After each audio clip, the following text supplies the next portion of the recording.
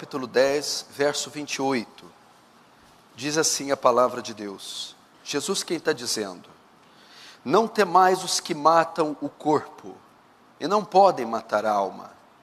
Temei antes aquele que pode fazer perecer no inferno, tanto a alma como o corpo.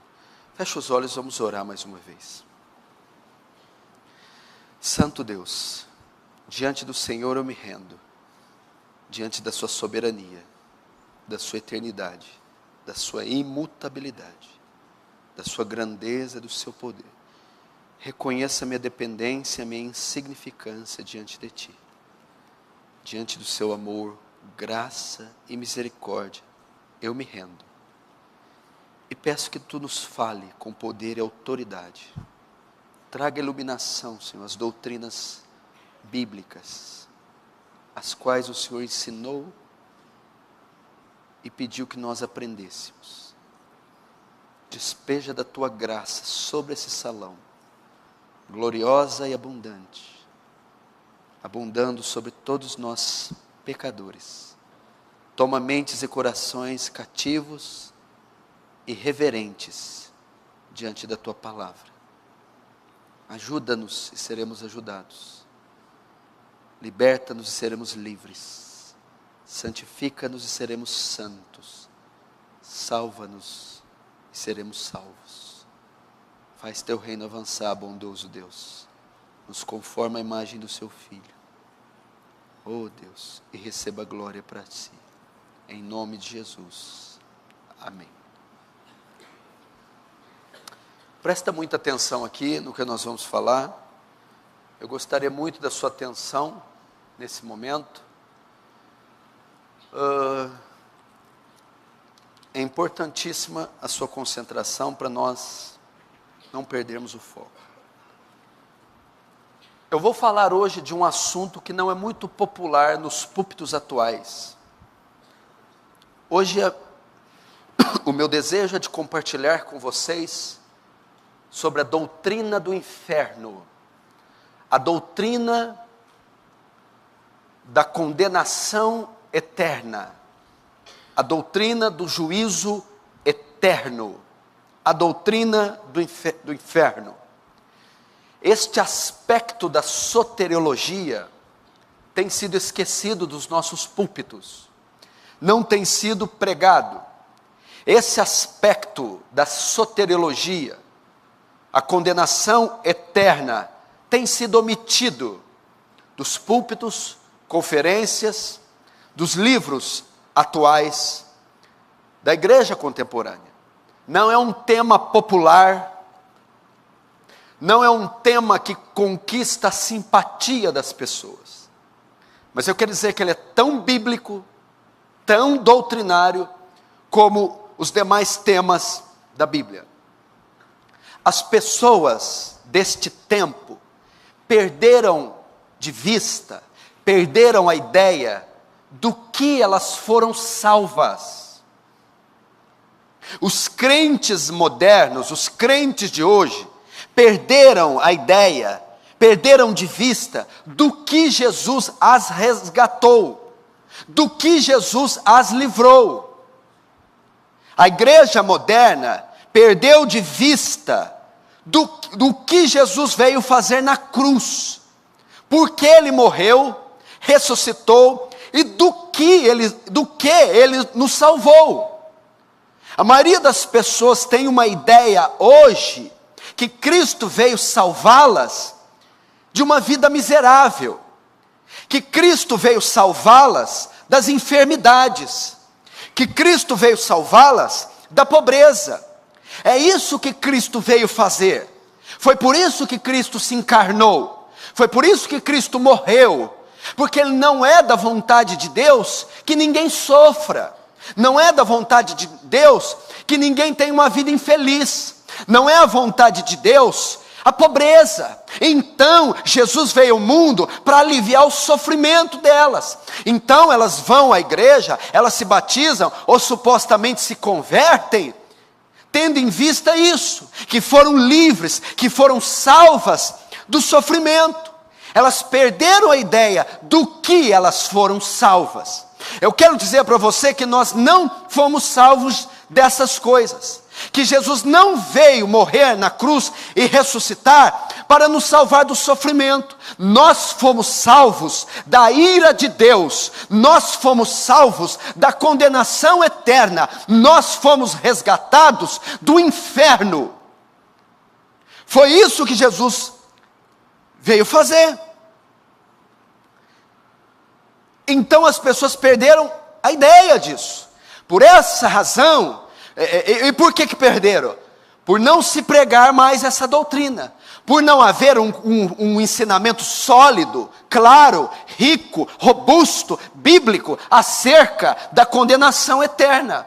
Por não haver uma exposição, uma conferência, um congresso, literatura abundante disponível a respeito desse tema, a doutrina do inferno. E por conta de não haver exposição disso, as pessoas perderam de vista do que elas são, podem ser, ou do que elas foram salvas. Deixar de pregar sobre o inferno diminui a natureza e os atributos de Deus. Porque o inferno, a doutrina do inferno, ela exalta a glória de Deus e os atributos de Deus. A justiça é central. Por quê? Porque uma punição tão severa assim só pode ser possível por causa da santidade e da justiça de Deus ofendidas. Então o inferno revela quão elevada é a santidade de Deus e quão justa é a sua justiça. Deixar de pregar o inferno é deixar de refrear o mal, é deixar o mal impune. Uma das razões porque a doutrina do inferno é real e verdadeira e foi colocada, uma das razões que o inferno foi criado é para que as pessoas temam. Então o mal é refreado por conta de saberem da gravidade da punição. Não é assim que uma sociedade contém a maldade e os crimes? Como? Quando ela coloca leis, e quem inflige a leis tem severas punições. As punições causadas pela violação da lei fazem com que os transgressores sejam inibidos de cometerem crimes. A doutrina do inferno refreia o mal da sociedade. Contém o mal oriundo do coração do homem. Deixar de pregar sobre o inferno é tirar as leis e os limites do homem para torná-lo uma máquina, um animal insaciável que destruirá os que estão ao seu redor e a si mesmo. Tornará ele uma máquina de autodestruição. Qual é a razão da doutrina do inferno ser tão impopular nos nossos dias? Qual a razão da doutrina do inferno está sendo omitida dos nossos púlpitos? Porque as pessoas desse século estão tão incrédulas, céticas, quanto a doutrina do inferno? Por que ninguém mais acredita? Não estou dizendo só de ímpios, a maioria devastadora dos ímpios, dos pagãos, dos incrédulos, não acreditam em um lugar como esse. E por incrível que pareça, milhares e milhões de cristãos também estão equivocados quanto ao seu conceito da perdição eterna. Qual a razão disso? A razão disso é que ao longo da história da igreja, foram aparecendo conceitos equivocados da doutrina do inferno. Ao longo da história da igreja, foram surgindo conceitos equivocados sobre a doutrina do inferno, que fizeram ou fazem com que as pessoas do nosso tempo desacreditem dessa doutrina. Eu vou mencionar pelo menos 3 conceitos equivocados sobre a doutrina do inferno, e principalmente esses 3 são responsáveis por fazer a nossa sociedade moderna não acreditar ou não dar ênfase na doutrina do inferno. O primeiro conceito é o que chamamos de agnosticismo. 3 deles é o que está: o agnosticismo, o aniquilacionismo e o universalismo. São essas as correntes mais fortes sobre o inferno, que estão equivocadas. o agnosticismo, o aniquilacionismo e o universalismo. São conceitos que foram surgindo ao longo da história da igreja. O primeiro é o agnosticismo. O que é o agnosticismo? Para sabermos isso, nós temos que saber o que significa a palavra agnosticismo. Essa é derivado de uma palavra grega, gnosis. O que quer dizer gnosis? Quer dizer conhecimento. Agnosis. E o A? O A quer dizer, é uma partícula negativa, não, sem. Agnosis, sem conhecimento. Agnosticismo, ele ensina o quê? Que se existe o inferno ou não, não existe conhecimento suficiente para saber. Os agnósticos, agnosis, sem conhecimento, eles dizem, não pode existir um lugar como o inferno, porque não há evidências, ninguém nunca foi para lá e voltou, não temos fotos, relatos, não temos provas físicas, visíveis, oculares de um lugar como esse. Então, por não termos informação suficiente de um lugar como o inferno, nós então não acreditamos que haja o inferno. Os agnósticos não acreditam na existência do inferno por razão de crerem que não há evidência suficiente. Os agnósticos não acreditam na Bíblia, evidentemente. A Bíblia para eles não tem valor nenhum. Então a revelação bíblica não é suficiente para os agnósticos. A segunda posição que nós encontramos na história da igreja é o aniquilacionismo. O que é o aniquilacionismo? Vamos entender a palavra, o que quer dizer aniquilar. Você conhece aqui a palavra latina ex nihilo, do nada. A palavra nihil, quer dizer nada. Aniquilar, anihil, sem, não. Anihilar quer dizer sem nada, reduzir a nada. Aniquilar quer dizer reduzir a nada. Os aniquilacionistas acreditam como? Que a pessoa boa, que crê em Deus, justa, quando ela morre, ela vai para o céu. Mas a pessoa má, injusta, incrédula, quando ela morre, ela não vai para o inferno. Inferno não existe. Eles acreditam em uma punição, mas ela não é eterna. O que Deus faz com os maus? Ele aniquila, ele reduz a nada, ele simplesmente faz os maus desaparecerem, tanto o corpo quanto a alma, simplesmente deixam de existir, são aniquilados. Existem aniquilacionistas hoje? Sim, as testemunhas de Jeová. Eles são aniquilacionistas. Eles não acreditam na doutrina do inferno. Para eles, quem é mau, pecou, Deus simplesmente aniquila. Existe outra grande figura do século 20 e 21, que era aniquilacionista também, John Stott. Por incrível que pareça, o maior exegeta do século era aniquilacionista. E os aniquilacionistas se baseiam em quais textos? Eles entendem que quando a palavra menciona que Deus destruirá os ímpios, isso é aniquilar. Por exemplo, Isaías 1:28. Mas os transgressores e os pecadores serão juntamente destruídos, e os que deixarem o Senhor serão consumidos. Segundo a Tessalonicenses 1:9. Os quais por castigo sofrerão eterna destruição. Eles interpretam esses versículos, olha só, está vendo? Os transgressores serão destruídos. E aqui, no outro texto, os quais reservado um castigo de eterna destruição. Mas eles não estão levando em conta a figura de linguagem que o autor está usando. O termo destruição não quer dizer deixar de existir. É usado para diversas coisas, destruir uma cidade, destruir uma nação, e também ele é usado para enunciar condenação eterna.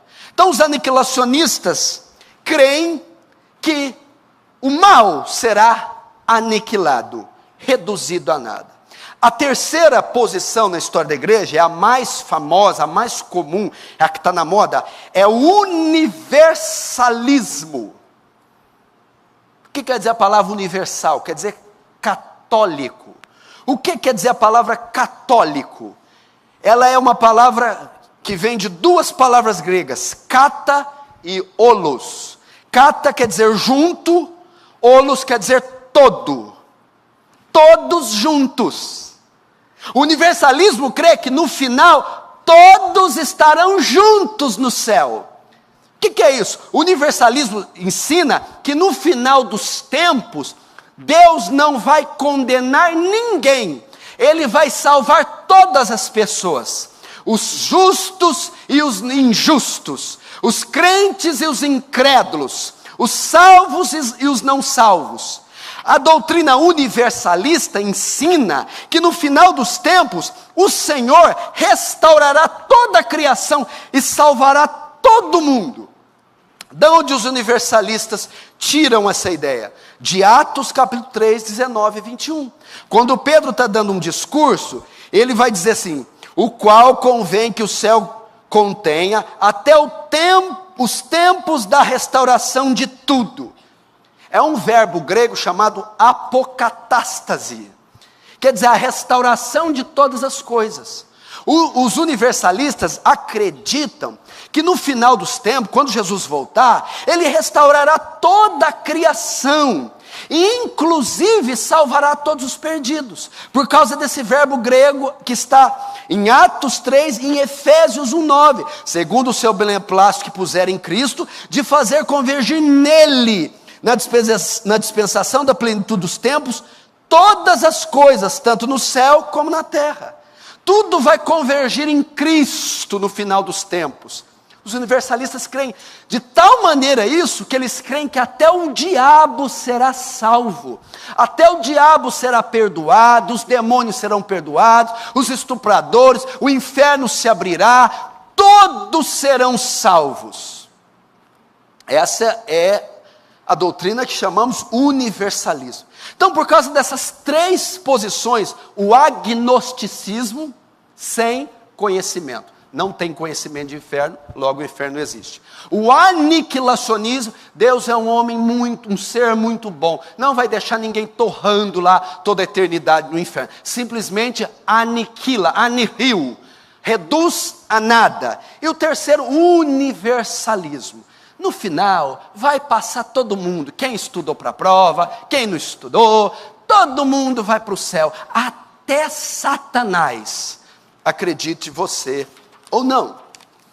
Por causa dessas três posições que foram surgindo, e tantas outras, mas eu escolhi apenas essas três, as pessoas então estão confusas, incrédulas e ignorantes quanto à doutrina do inferno. Agora existe uma quarta posição, é a posição bíblica sobre o inferno, é o que a Bíblia diz sobre o inferno. A quarta posição ensina o quê? Que existe sim um lugar de sofrimento consciente da alma eterno, chamado inferno. A Bíblia diz que existe sim um lugar de sofrimento consciente da alma e eterno, chamado inferno. A doutrina do inferno, para que você saiba, isso é o que a Bíblia apresenta. A doutrina do inferno, ela não é muito exposta, nem muito clara no Antigo Testamento. É no Novo Testamento que nós vamos ter os nuances e as ideias mais profundas sobre o inferno. Paulo, em suas cartas, faz menção da doutrina. João fala dela em Apocalipse. Mas é Cristo quem propicia o mais amplo estudo e menção sobre a doutrina do inferno. Interessante isso, curioso isso, por incrível que pareça. O Antigo Testamento não é claro quanto ao inferno. Você vai ter clareza dessa doutrina no Novo. Paulo faz citações do inferno, João faz menções, principalmente Apocalipse 20, mas quem propicia, proporciona O mais amplo ensino sobre o inferno é o nosso Senhor e nosso Salvador, Jesus Cristo. Ele é quem mais falou do inferno. Foi o nosso Salvador. Por que será que foi dada essa prerrogativa ao Senhor, ao Salvador? Para nos anunciar o terror que é o inferno. Você pode notar isso em algumas referências que eu vou ler aqui. Jesus é quem mais fala sobre o inferno. Em Mateus 5, 22, Jesus diz: quem lhe chamar tolo estará sujeito ao inferno de fogo. Mateus 5, 29 e 30, Jesus diz que a punição do inferno será tão severa que seria melhor perder um membro do corpo. Em Mateus 7, 19, Jesus diz que a árvore que não produz fruto será cortada e lançada no fogo, uma menção do inferno. Em Mateus 8, 12, Jesus diz que quem rejeita o evangelho será lançado nas trevas exteriores, onde haverá choro e ranger de dentes, outra menção sobre o inferno. Em Mateus 13, 40, 50, na parábola do joio, da rede, ele diz que no final do mundo serão punidos. Isso é uma menção ao inferno. Marcos 9, 42, 48, ele menciona um lugar onde o verme não morre, e nem o fogo se apaga, nem a ferida cicatriza. Uma menção no inferno. Nós temos também na parábola dos talentos, na parábola das bodas, na parábola das ovelhas. Ele diz para aquele que condena, que irão para o fogo eterno. Outra referência ao inferno. O ensino sobre o inferno não pode ser negado, pois é uma doutrina explicitamente bíblica. Negar a doutrina do inferno é negar a própria palavra de Deus. Jesus ensinou explícita e claramente a doutrina do inferno. E nós, como pastores fiéis, necessitamos ensinar também essa doutrina. Existem 4 palavras bíblicas para inferno. 4 palavras, das quais 3 são gregas e uma hebraica. Ok? Existem 4 palavras para inferno na Bíblia. Uma delas é Sheol, a outra dela é Hades, a outra Geena e a outra Tártaros. Essas 4 palavras são utilizadas para se referir a inferno. No hebraico, no Antigo Testamento, Sheol, e as outras 3 no grego, no Novo Testamento. Hades, Geena e Tártaros. São palavras usadas para se referir ao inferno. A primeira delas é Sheol, usada no Antigo Testamento. Essa palavra era usada para designar o quê? Sepultura, túmulo, mundo dos mortos, ou lugar de sofrimento da alma. Assim se referia a inferno no Antigo Testamento. Temos referências em Jó 13, 17, 13, Salmo 16, 10, Salmo 88, 3, Isaías 38, 18, mencionam Sheol, para sepultura, túmulo, mundo dos mortos e lugar de tormento da alma. A primeira palavra grega que temos é Hades. O Hades é quase que a transliteração grega do hebraico Sheol. O Hades também significa mundo dos mortos, sepultura e inferno. Sheol é o inferno do Antigo Testamento. Hades, o inferno do Novo. Ela é especialmente usada em Lucas 16, na parábola do rico e Lázaro. Se lembram? O mendigo Lázaro morre cheio de chagas e vai para o céu, para o paraíso, para o seio de Abraão. O rico morre e vai para o Hades. Hades é a palavra usada para designar inferno, lugar de tormento.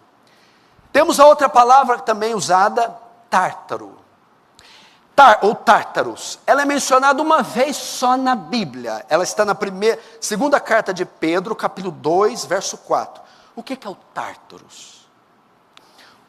É um lugar designado para demônios. São cadeias eternas, onde estão aprisionados neste instante demônios para o dia do julgamento. Todos os demônios estão aqui na terra? Não. Lembra a rebelião que teve no céu? Satanás, Lúcifer. O dragão com a sua cauda levou um terço das estrelas do céu. O dragão é Satanás, um terço das estrelas é um terço dos anjos. Houve a rebelião e esses anjos foram lançados na terra. Mas foram todos que estão aqui? Não. Alguns anjos caídos, demônios, estão aqui. Existem outros que estão presos em abismos, em cadeias, esperando o dia do juízo, para serem julgados e condenados. Aonde estão esses demônios? No Tártaros, também usado para inferno. Está lá em 2 Pedro 2,4. E o termo que eu quero entrar aqui hoje é o quarto, é o Guiena. O que é o Guiena? O que é o Guiena? Essa palavra Guiena grega vem do hebraico Guerrinon, vale de Rinom. O Guiena é o lago de fogo que está em Apocalipse 20. Não é nem o Sheol, nem o Hades, nem o Tártaro. É o lugar onde os três, Sheol, Hades, Tártaro, o ímpio, o falso profeta, a besta, tudo que não presta, será lançado junto no Guiena, no lago de fogo, de Apocalipse 20, depois do julgamento, que o martelo for batido, a sentença for dada, vão ser lançados todos no lago de fogo que arde como enxofre. E é sobre o Guiena que eu quero falar com você, para você entender um pouco. Primeiro,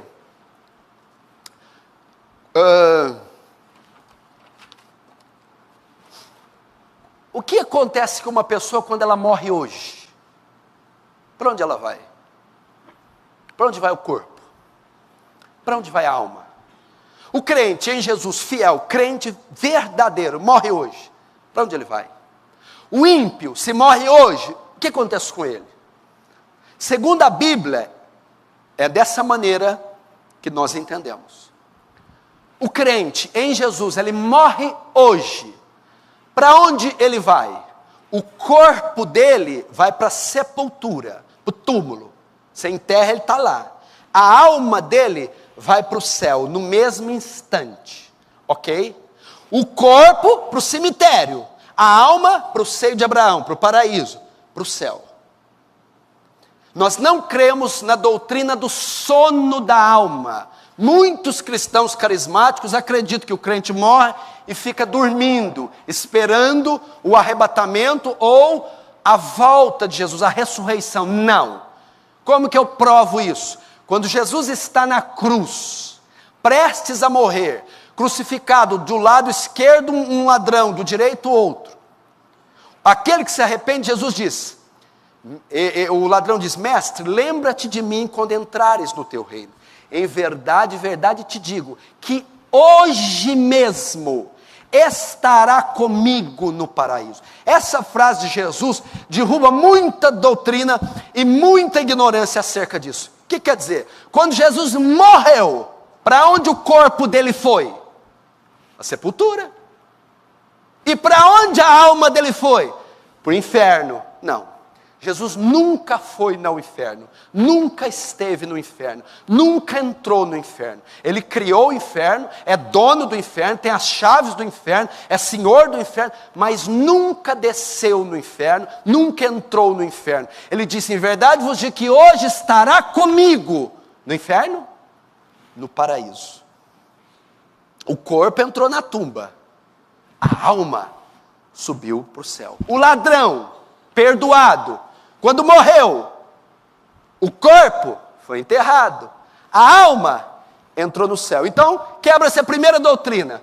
Jesus nunca desceu aos céus. O credo apostólico, quando diz, creio, Senhor Deus Todo-Poderoso, Criador do céu e da terra, e Jesus Cristo, seu único Filho, nosso Senhor, nasceu da Virgem Maria, padeceu sob Pôncio Pilato, foi crucificado, morto, sepultado, desceu ao Hades.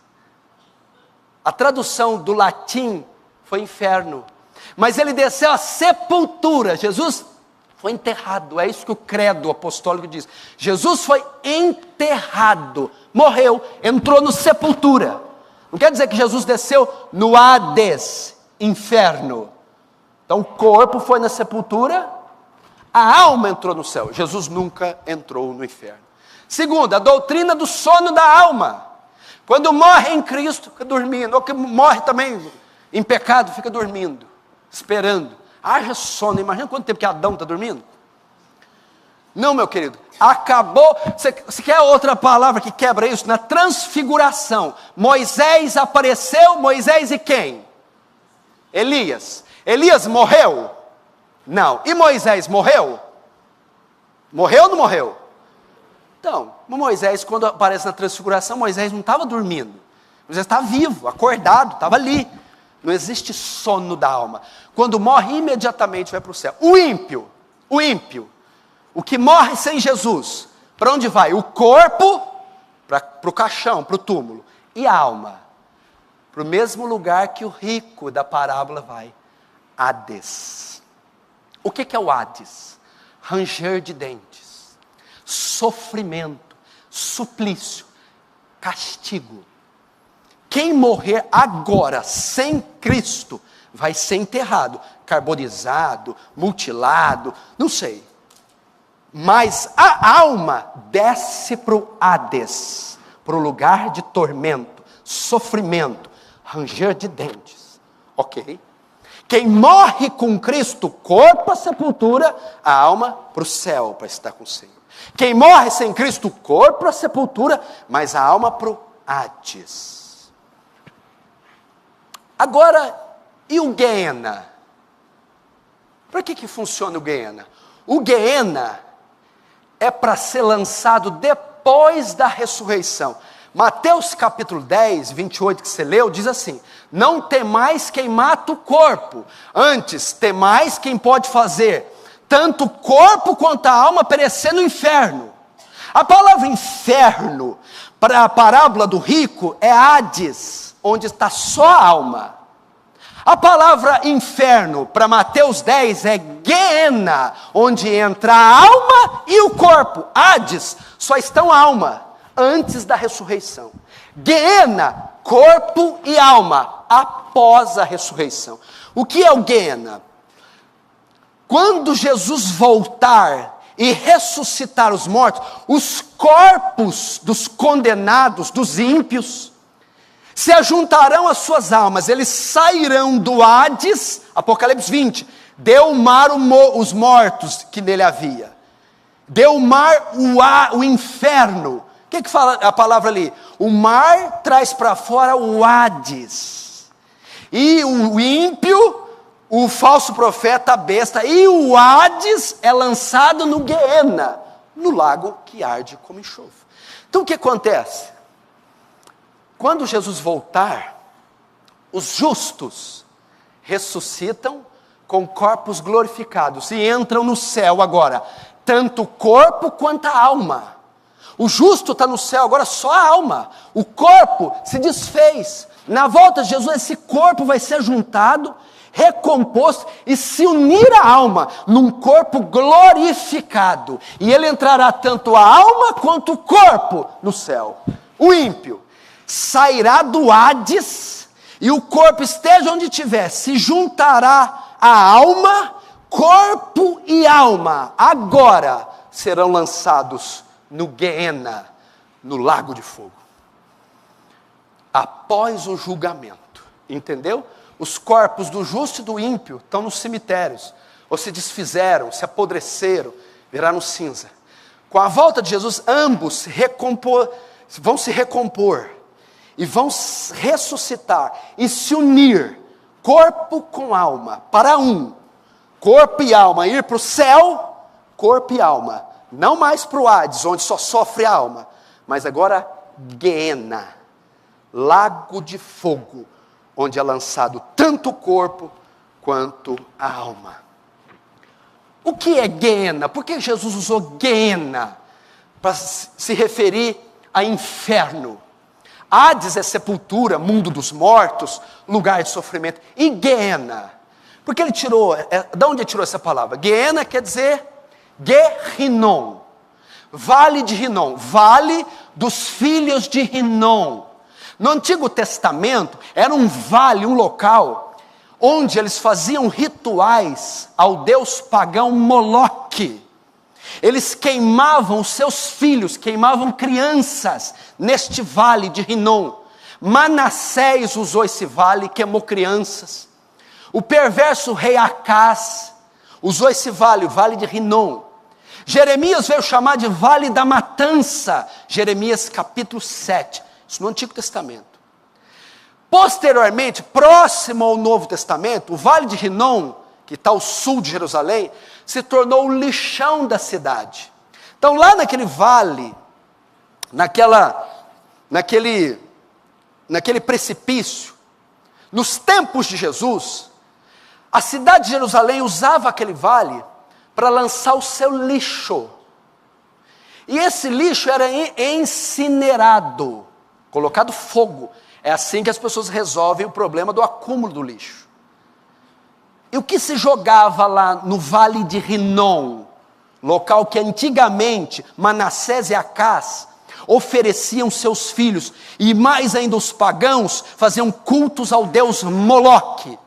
Na época de Jerusalém, eles jogavam o lixo da cidade lá. Comida, papel, roupa, carne podre, pedaços de animais, cadáveres de animais, pedaços de corpos humanos, amputados, mão, perna, cadáveres humanos, todos eram lançados ali. E o que tinha mais? Por causa daquela quantidade de lixo, havia muito verme, bicho, misturado com lixo. E eles atiravam fogo para incinerar, queimar. A quantidade de lixo que recebia o vale de Rinom, o lixão de Jerusalém, é tão grande que não dava tempo do fogo apagar. Por isso que o fogo nunca apagava, ficava queimando constantemente. Então Jesus, quando foi falar do inferno, do lago de fogo, ele falou para os judeus: dá uma olhada ali no vale de Rinom. O inferno é semelhante a ele, onde o fogo jamais se apagará, onde o lixo da humanidade será jogado, pecadores, estupradores, assassinos, bandidos, onde a carne estará em contínua decomposição, vermes comendo, e um fogo que jamais se apagará. É por isso que ele usou vale de Rinom, lugar de matança, lugar de juízo, onde o lixo é jogado. Esse não é o Hades só da alma, esse é onde a alma e o corpo, depois da ressurreição e do julgamento do trono branco, serão lançados. Por isso que Jesus usou Rinom. Só um parênteses aqui, a gente volta. Tem alguém vivendo em pecado aqui? Não recebeu Jesus? Não nasceu de novo? Sabe para onde vai?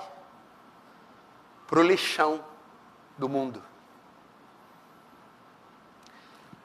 Ah, mas o fogo vai me queimar.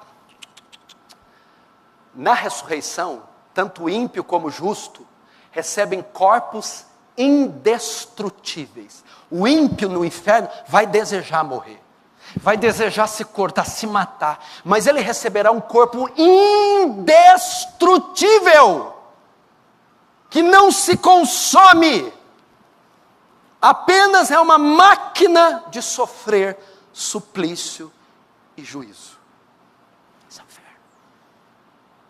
Por isso que ele falou, é o lugar que Jeremias se referiu, lugar da matança. É o lugar que os pagãos ofereciam sacrifício ao deus Moloque. É o lugar que Acás e Manassés mataram e ofereceram seus filhos como sacrifício. E é o local hoje, onde todo o lixo da sociedade de Jerusalém é despejado, em meio a corpos, cadáveres, lixo, vermes e um fogo que não se apaga. Quem está agora no lago de fogo? Ninguém. Os ímpios estão tudo no Hades, só a alma sofrendo. Os crentes estão tudo no paraíso, só a alma gozando da bem-aventurança. Na volta de Jesus, os ímpios serão lançados. Apocalipse 20, vamos lá, Apocalipse 20.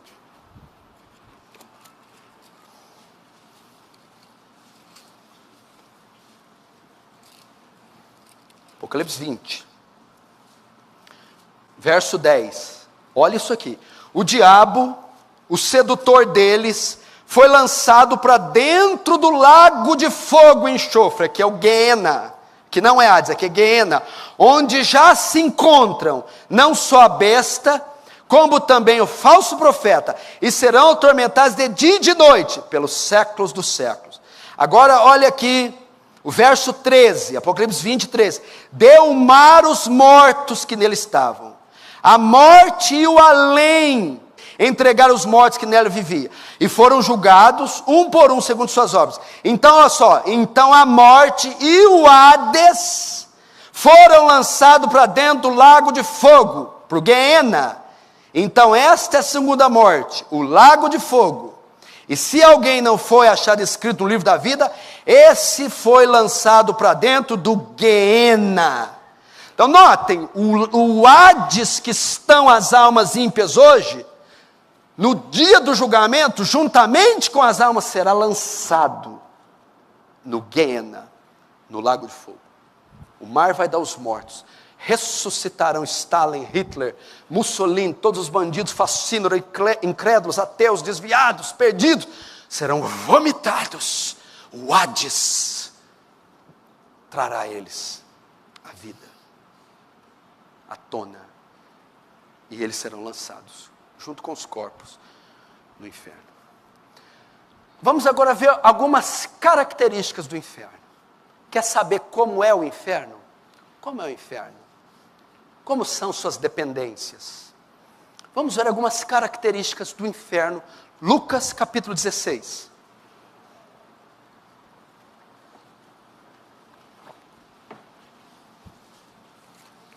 Lucas 16.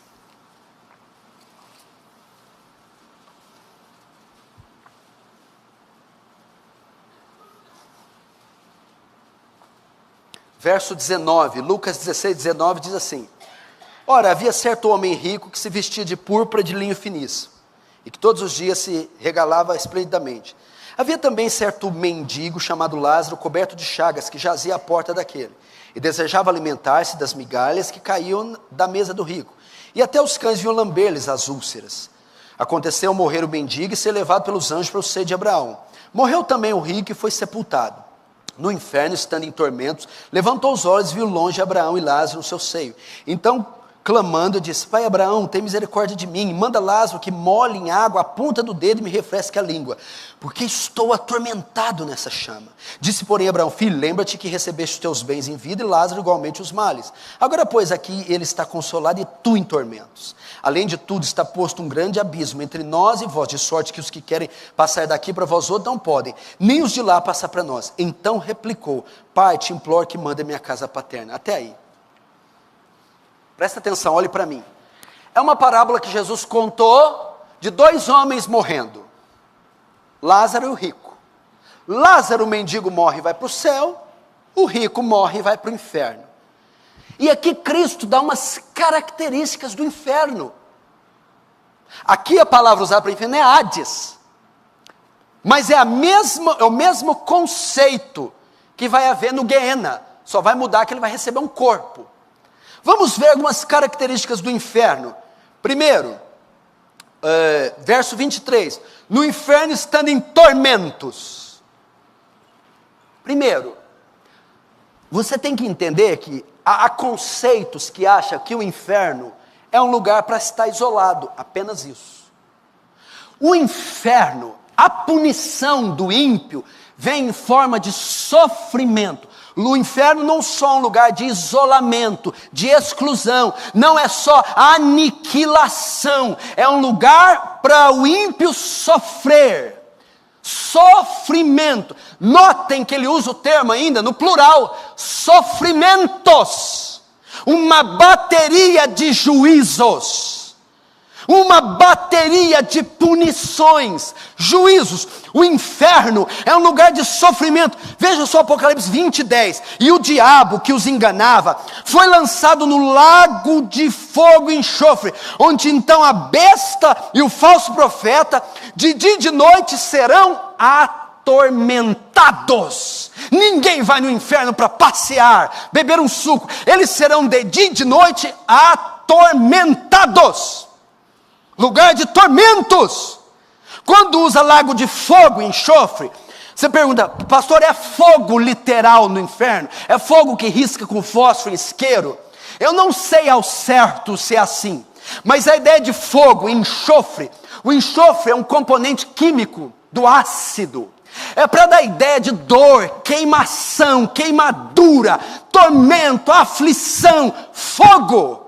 O inferno é um lugar de sofrimento. Mateus 25, 41, 46. Então meu Pai dirá também aos que estiverem à sua esquerda: apartai-vos de mim, malditos, e estes irão para o tormento eterno. Primeira característica do inferno: lugar de sofrimento. E qual é o nível do sofrimento, querido? A punição no inferno será tão severa.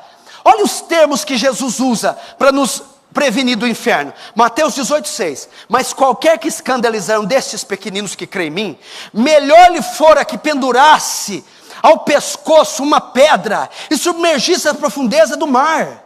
Jesus está dizendo, é melhor que vocês morressem, é melhor morrer afogado, é melhor ficar pendurado dentro do mar por uma pedra, do que ir para o lugar que eu os enviarei. Jesus está dizendo, é tão terrível, a punição é tão severa, que seria melhor o suicídio, seria melhor a extinção, a morte. Mateus 5, 29. Portanto, se teu olho ou mão direita te escandalizar, corta, arranca, atira para longe de ti, pois é melhor que se perca um dos teus membros, que todo o corpo seja lançado no inferno. Jesus está dizendo de algo ruim, difícil, amputação. É melhor que você ampute um membro, sofra um acidente, é melhor que você, do que ir para o inferno.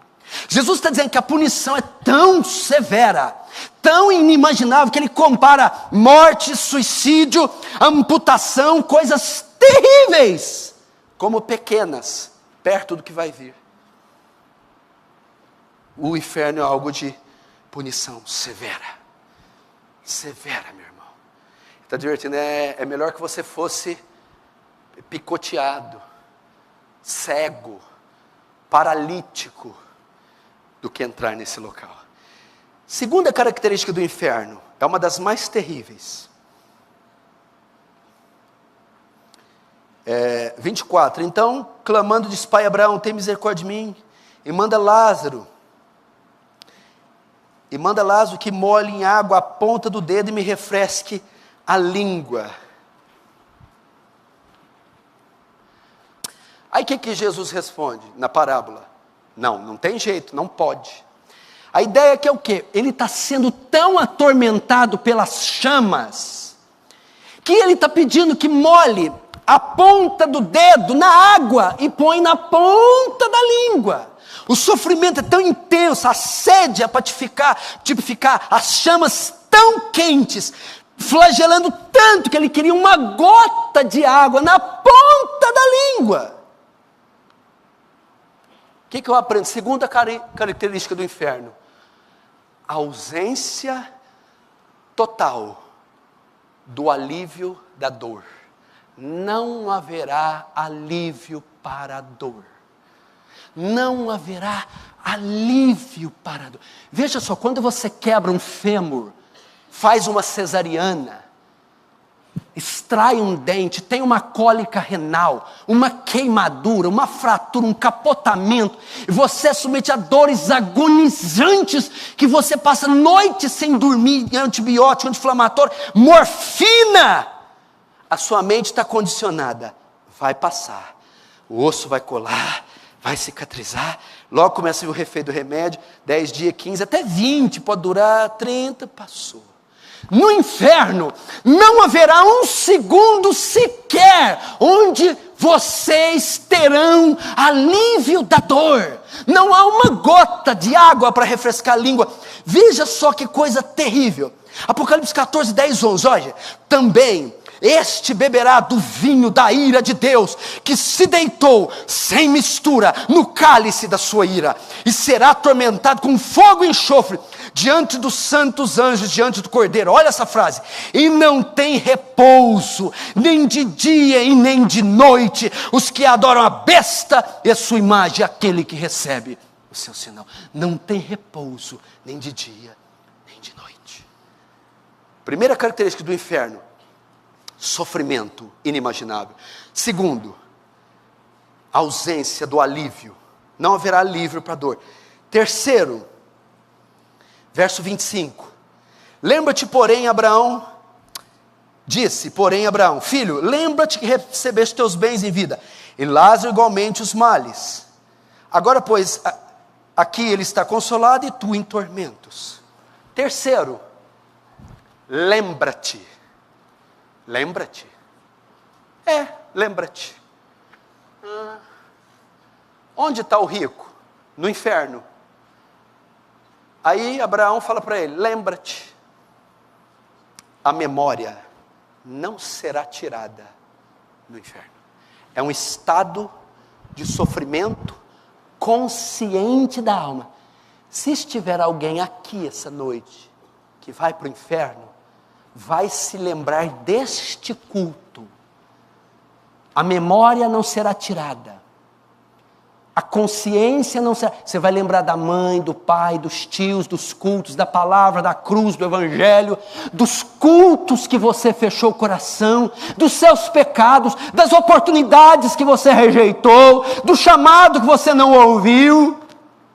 A memória é uma das piores consequências do inferno. É a mente ficar comichando. Não será tirada as lembranças de toda a vida terrena. Não será tirada. Estado de sofrimento consciente. Consciente não. Quarta consequência. Veja só. Verso 26, e além de tudo está posto um grande abismo entre nós e vós, de sorte que os que querem passar daqui para vós outros não podem, nem os de lá passar para cá. Quarto, um grande abismo. Ninguém daí, rico, pode passar daí para cá. Há um abismo entre céu e inferno. O que é isso? É um dos piores castigos para o condenado. Ele estará apartado para todo sempre da presença favorável de Deus. Ele nunca mais verá a Deus, ouvirá a Deus, estará em sua presença. Ele estará condenado a viver separado de Deus por toda a eternidade. Olha o que diz 2 Tessalonicenses 1:8. Escute isso: com labareda de fogo, tomando vingança dos que não conhecem a Deus e dos que não obedecem ao evangelho do nosso Senhor Jesus Cristo, os quais por castigo, escute, padecerão eterna perdição longe da face do Senhor e da glória do seu poder, longe da sua face, eternamente separado de sua face. E rico, tem um abismo entre você e nós. Ninguém daí nunca mais entrará aqui, nunca mais passará para cá. Olha esse texto que forte, Lucas 3:27. E ele vos dirá, no julgamento, Jesus: em verdade vos digo, que não vos conheço, nem sei de onde vós sois. Apartai-vos de mim, saiam, apartem-se de mim, separem-se de mim. Para onde? Vós todos que praticai a iniquidade, ali então haverá choro e ranger de dentes. Outra tradução: e serão lançados no lago que arde como enxofre. Veja só, no julgamento os ímpios ouvirão da boca do Salvador: eu não vos conheço, não sei quem sois, apartem-se, separem-se de mim, saiam da minha presença. Quinto, o 26 ainda: de sorte que os que querem passar daqui para vós outros não podem, nem os de lá para nós. Olha, ninguém do céu pode ir para aí. E nem de lá para cá. Quinta consequência. O inferno não tem saída. Não há saída, não há um túnel para você escapar, não há porta para se abrir, uma chave, não há um meio, não há um lugar para se colocar a cabeça, como Apocalipse 6, quando a ira do Cordeiro vir, os homens gritarão, montes e outeiros caí sobre nós, pois quem pode suster-vos diante da ira do Cordeiro, pois ela é chegada. Vão desejar se esconder, saltar muros, entrar em túneis, fugir. Não há túnel, não há porta, não há muro, não há saída. Só há a porta de entrada. Agora a pior consequência do inferno. Porque ele é a soma de todos os outros. Qual é? Ele é eterno. Um lugar sem saída, eterno. Longe da face de Deus, eternos. Sofrimento, eterno. Sofrimento inimaginável, eterno. A ausência do alívio da dor, eternos. Eternos. Qual a ideia de eterno? Sem fim. Pelos séculos dos séculos. Eterno. Mateus 25, 46, olha só. Irão estes para o tormento eterno, mas os justos para a vida eterna. Daniel 12, 2. Muitos que dormem no pó ressuscitarão, uns para a vida eterna e outros para a vergonha eternos. Mateus 25, 41. Então dirá também os que estiverem à sua esquerda, apartai-vos de mim, maldito, para o fogo eterno. Apocalipse 14, 10, 11. Também este beberá do vinho da ira de Deus, que se deitou sem mistura no cálice da sua ira, e será atormentado com fogo e enxofre, diante dos santos anjos e diante do Cordeiro, e a fumaça do seu tormento sobe para todo sempre. Eterno. O inferno é eterno.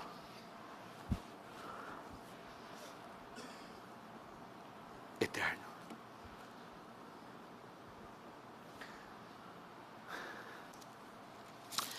Agora existe uma coisa ainda. Graus de punição no inferno. Graus de punição do inferno. Como assim? Existem níveis de sofrimento no inferno. Vejam só. Uma velhinha ímpia que morrer e for lançada no inferno, não sofrerá a mesma punição que Adolf Hitler, que matou 6 milhões de judeus. Ambos irão para o inferno, mas terão punições distintas. A Bíblia fala de diferença de punições. Vamos trazer assim para uma linguagem mais fácil.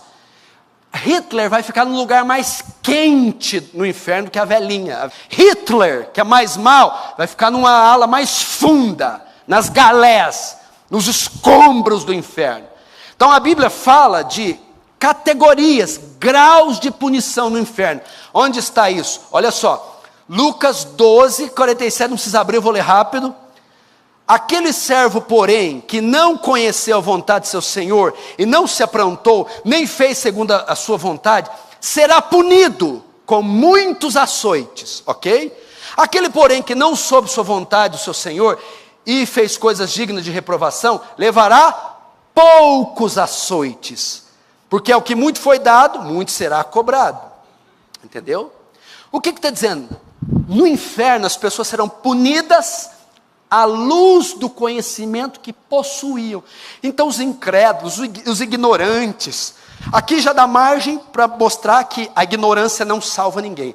O índio da tribo, as pessoas menos esclarecidas, com menos luz, com menos conhecimento, que tiveram menos depravadas, que cometeram menos delitos ou delitos menos graves, irão ser condenadas, mas sofrerão a punição menos severa, menos açoites. Não sei como vai ser isso.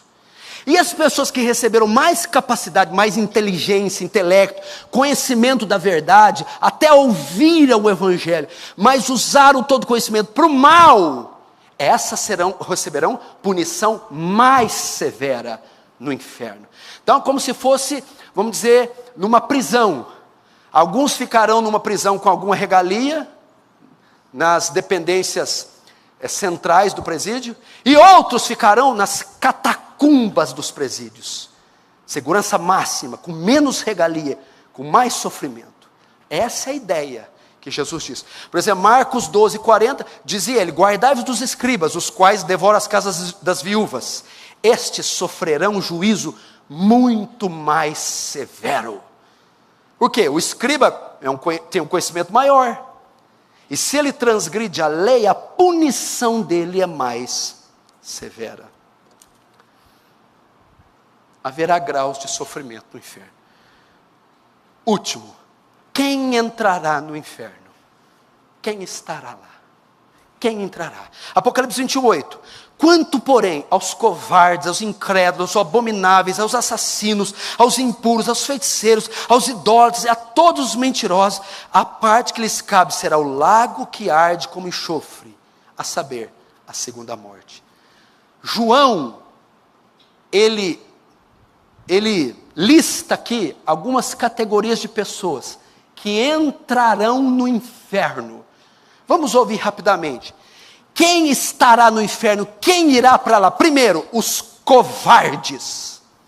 Quem são os covardes? São simpatizantes da igreja e da fé, que nunca se decidem por Cristo, pois têm medo das consequências.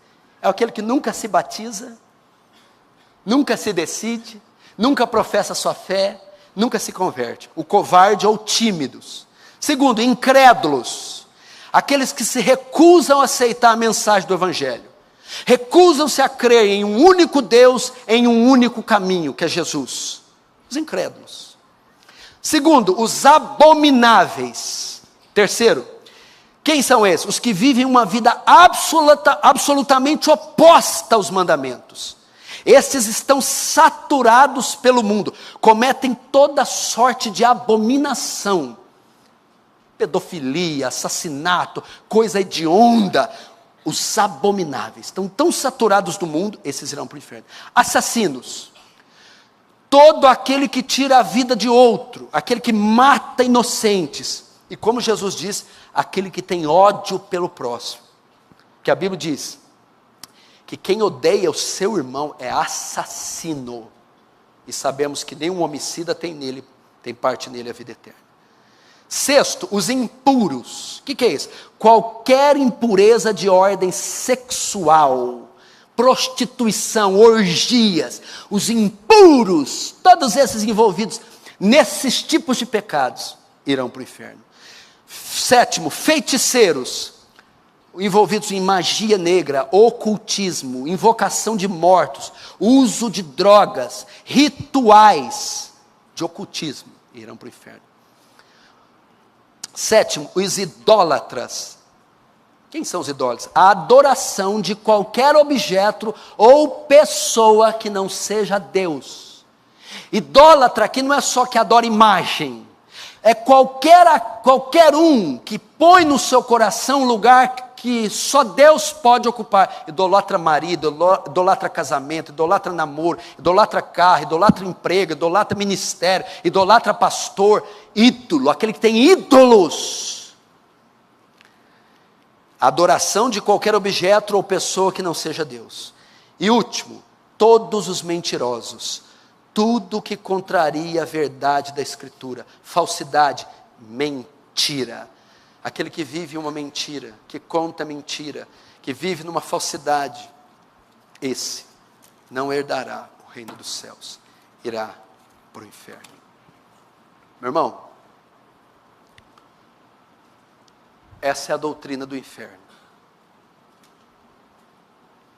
Essa é a doutrina do inferno. O inferno é real. O inferno existe. Já tem pessoas sofrendo lá, no ranger de dentes. Um dia a trombeta soará, o Senhor voltará, os mortos ressuscitarão. E essas pessoas que estão no Hades hoje, ou as que estão aqui sem Jesus, ressuscitarão em corpos indestrutíveis, estarão diante do trono branco, serão julgadas e serão lançadas junto com a besta, o falso profeta, o Hades, todo que não foi achado escrito no livro da vida, o diabo, os demônios, no lago de fogo, no Guiena, e ficarão lá para sempre. Quem está preocupado com isso?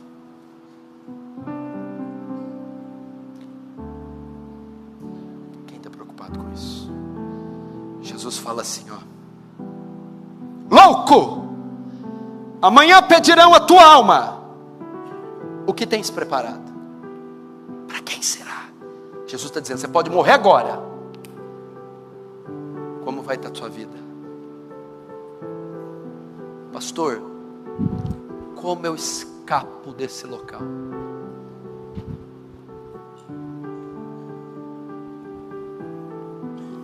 Oh, meu irmão, só uma maneira de você não ir para o inferno é através de Cristo, é se arrependendo dos seus pecados, convertendo-se ao Evangelho, convertendo-se a Cristo.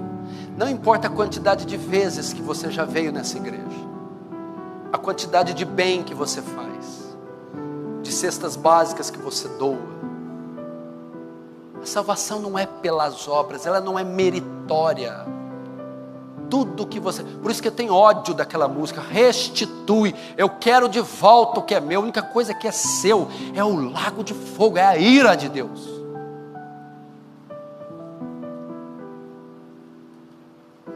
A única maneira de você ser salvo é se arrependendo dos pecados e confiando na cruz de Cristo, é tendo uma nova vida, é abandonando as práticas, a mentira, é abandonando o pecado e o Deus desse século, é abandonando os ídolos, é voltando as costas para o pecado e se voltando para o Senhor.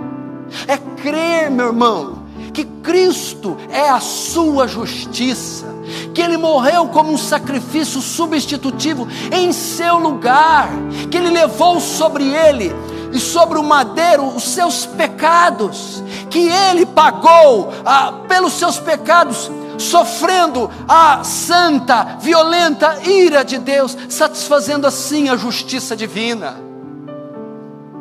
Se você não se arrepender, se você não crer, se você não nascer de novo, tudo que te espera é este lugar, Ele está reservado para o ímpio, para aquele que rejeitou a mensagem do Evangelho.